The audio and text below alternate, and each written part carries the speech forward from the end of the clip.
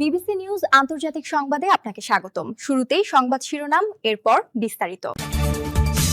Hormuz অবরোধের ঘোষণা যুক্তরাষ্ট্রের। বিশ্ববাজারে তেলের দাম বেড়ে $100 ওপরে। আগামী বছরের মধ্যে গোটা রাখাইন দখলের ঘোষণা আরাকান আর্মির। ইরানি বন্দরগুলোতে মার্কিন নৌ অবরোধ শুরু। নতুন করে যুক্তরাষ্ট্র ও ইরানের মধ্যে কি সমঝোতা সম্ভব? আপনি যদি মুসলিমদের পাশে থাকতে চান তাহলে ভিডিওতে লাইক করে চ্যানেলটি অবশ্যই সাবস্ক্রাইব করে দিবেন এবং কমেন্টে জানিয়ে দিবেন আপনার মূল্যবান মতামত। হরমুজ অবরোধের ঘোষণা যুক্তরাষ্ট্রের। বিশ্ববাজারে তেলের দাম বেড়ে $100 ওপরে।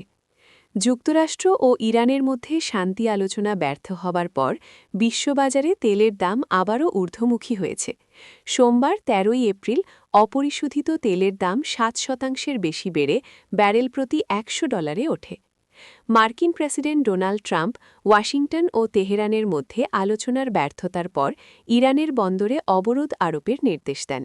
এর পরপরই ব্রেন্ট ক্রুডের দাম বেড়ে ব্যারেল প্রতি $১০২.০২ এবং ওয়েস্ট টেক্সাস ইন্টারমিডিয়েট WTI ৭.৫% বেড়ে $১০৩.৭৮ ওঠে।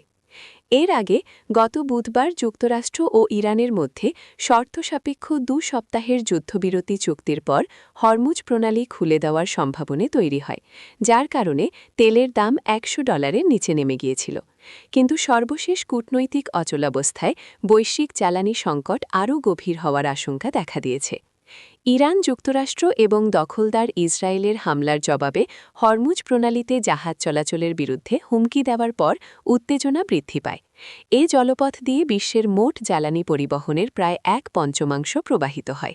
আপনি যদি মুসলিমদের পাশে থাকতে চান তাহলে ভিডিওতে লাইক করে চ্যানেলটি অবশ্যই সাবস্ক্রাইব করে দিবেন এবং কমেন্টে জানিয়ে দিবেন আপনার মূল্যবান মতামত। আগামী বছরের মধ্যে গোটা রাখাইন দখলের ঘোষণা আরাকান আর্মির। মিয়ানমারের বিদ্রোহী গোষ্ঠী আরাকান আর্মি আগামী ২০২৭ সালের শেষ নাগাদ রাখাইন রাজ্যের সম্পূর্ণ নিয়ন্ত্রণ নেওয়ার ঘোষণা দিয়েছে। শুক্রবার ১০ এপ্রিল আরাকান আর্মির ১৭তম প্রতিষ্ঠাবার্ষিকী উপলক্ষে আয়োজিত এক অনুষ্ঠানে এই ঘোষণা দেন গোষ্ঠীর প্রধান জেনারেল তুয়ান ম্রাথ নাইং। রাখাইন রাজ্যের ১৭টি উপজেলার মধ্যে ১৪টি এবং চীন রাজ্যের পাইকমা এখন আরাকান আর্মির দখলে রয়েছে। বর্তমানে কেবল রাজধানী সিত্তোয়ে, কিয়াকফিউ এবং মানাউং শহর মিয়ানমারের জান্তা বাহিনীর নিয়ন্ত্রণে আছে। জেনারেল তুয়ান ম্রাথ নাইং তার বক্তব্যে বলেন, তারা পূর্ণ আত্মবিশ্বাসের সাথে তাদের লক্ষ্যপানে এগিয়ে যাবেন এবং জান্তা সরকারের বিরুদ্ধে অন্যান্য মিত্রগোষ্ঠীর সাথে মিলে লড়াই চালিয়ে যাবেন। গত বছরের ১৩ নভেম্বর থেকে রাখাইনে এই জোরালো অভিযান শুরু করে আরাকান আর্মি। কেবল সামরিক বিজয়ই নয়, তারা ইতোমধ্যে তাদের নিয়ন্ত্রিত এলাকাগুলোতে নিজস্ব প্রশাসনিক ব্যবস্থা, আদালত, স্কুল এবং স্বাস্থ্যসেবা কেন্দ্র গড়ে তুলেছে। তবে জান্তা বাহিনীর বিমান ও নৌ হামলার কারণে এসব এলাকায় সাধারণ মানুষ বাস্তুচ্যুত হচ্ছে। আপনি যদি মুসলিমদের পাশে থাকতে চান তাহলে ভিডিওতে লাইক করে চ্যানেলটি অবশ্যই সাবস্ক্রাইব করে দিবেন এবং কমেন্টে জানিয়ে দিবেন আপনার মূল্যবান মতামত। ইরানি বন্দরগুলোতে মার্কিন নৌ অবরোধ শুরু।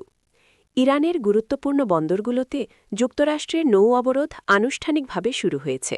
মার্কিন সেন্ট্রাল কমান্ড ঘোষণা দিয়েছে, সোমবার ১৩ এপ্রিল পূর্ব উপকূলীয় সময় সকাল ১০টা, ইরান সময় সন্ধ্যা ৫:৩০ থেকে পারস্য উপসাগরের সমস্ত ইরানি বন্দর ও উপকূলীয় এলাকায় এই অবরোধ কার্যকর করা হয়েছে। অর্থাৎ নির্ধারিত সময় অনুযায়ী এই সামরিক অভিযান বর্তমানে পুরোপুরি চালু রয়েছে। আন্তর্জাতিক সংবাদ মাধ্যম এবং যুক্তরাষ্ট্রের মেরিটাইম ট্রেড অপারেশনস জানিয়েছে, সমুদ্রপথে চলাচলকারী নাবিক ও সংশ্লিষ্ট সংস্থাগুলোকে এই বিষয়ে আগাম সতর্কবার্তা দেওয়া হয়েছে। এই অবরোধের আওতায় ইরানের উদ্দেশ্যে যাওয়া বা সেখান থেকে আসা যে কোনো দেশের পতাকাবাহী জাহাজই নিষেধাজ্ঞার মুখে পড়বে।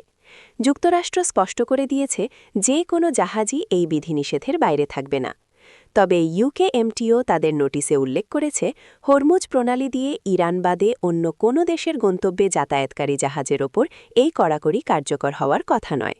তবে সতর্কতা হিসেবে জানানো হয়েছে, এই রুট ব্যবহারকারী জাহাজগুলো প্রবল সামরিক উপস্থিতির সম্মুখীন হতে পারে। মূলত ইরানের অর্থনীতি ও জ্বালানি রপ্তানির ওপর চাপ সৃষ্টি করতেই যুক্তরাষ্ট্র এই বিশাল নৌ অবরোধের পথে হাঁটল।